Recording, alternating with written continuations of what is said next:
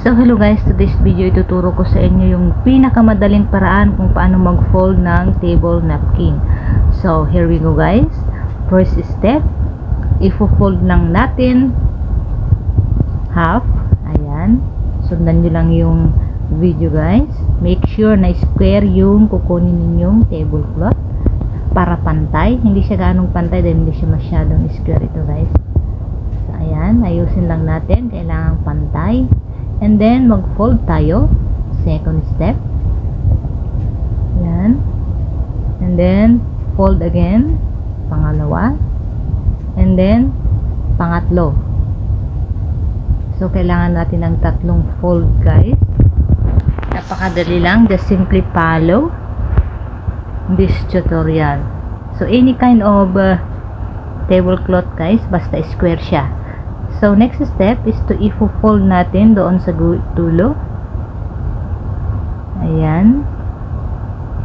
And then, slowly i-fold natin siya. I-roll. Ayan. Para mukhang flame siya.